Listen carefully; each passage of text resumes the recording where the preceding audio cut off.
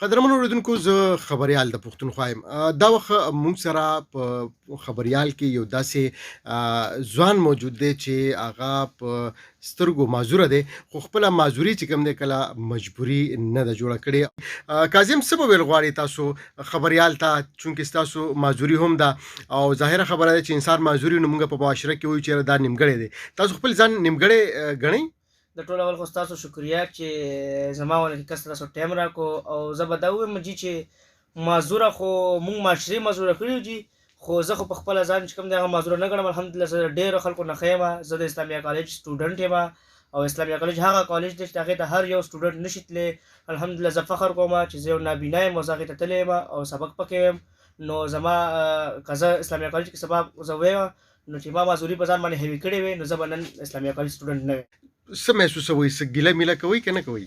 نه جی الحمدلله ګیله خو صرف د معاشرې نه بعضې ټایم کوو چې دا مختلف رویې او مختلف قسم الفاظ استعمالیږي. نور خو الحمدلله موږ خوشحال یو که الله تعالی زموږ نه نظر اخیستی دی نو هغه موږ ته ډېر ایبیلیټیز راکړي دي نو هغې موږ بھرپور استعمال کوو. موږ معذوري په ځان باندې هوې کړې نه ده او موږ ته نه ښکاري نه چې موږ معذوره یو، ځکه چې موږ په معاشره کې لګیا یو، خپل سبق خپلې کرکټې او خپل هر څه اکټیویټیز برابر روان دي. نن دا تاسو ته هم خامخ ولاړ یو. دا وجه صرف دا ده چې موږ معذوري سایډ له کړې ده، تعلیم هم مخکې کړی دی او تعلیم سره روان یو جي.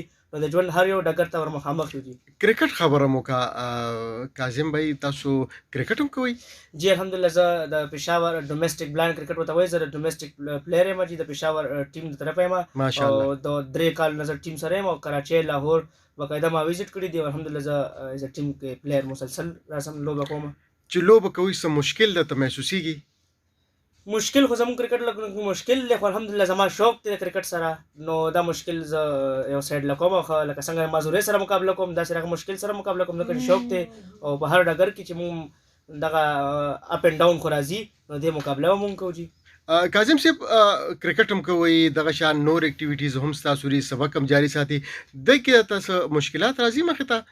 مشکلات خو یقیني خبره چې مشکلات راځي، خو کترې کترې چې دریا بنته نو په دې مشکلات کې الحمدلله موږ په هر حال باندې د ټول اول خو دا خبره چې الحمدلله ووایو نو چې د بدترې نه بدتره شته دی او بیا ستاسو په شان خلک شته چې هغه موږ سره هیلپ کوي نو مشکلات په دغه طریقه باندې ختمېږي. په آهسته آهسته باندې ژوند روان دی جي. ښه، خپلو همزولو ته ملګرو ته څه پیغام ورکول غواړئ؟ پیغام خو دا ورکوم چې زه نن کاظم یم، د معاشرې په لحاظ کې زه یو معذور یم، خو خپل ذهن کې زه معذوره نه یم جي. د معاشره چې ما ته معذور وي هغه معذور الحمدلله نن ولاړ دی، د اسلامیه کالج سټوډنټ دی. نو چې زه په اسلامیه کالج کې سبق ویلی شم نو تاسو هم راوچت شئ او د خپل ځان سره دا غیرت وکړئ چې راځئ چې دغه معذوره خلک چې موږ ورته معذوره وي چې هغه سبق هغه دومره افرټ کوي نو وای ناټ موږ ولې نشو کولی. صحیح. کاظم صاحب خبریال ته د وخت ورکولو یو جهان مننه. تھینک یو سر، تھینک یو سر.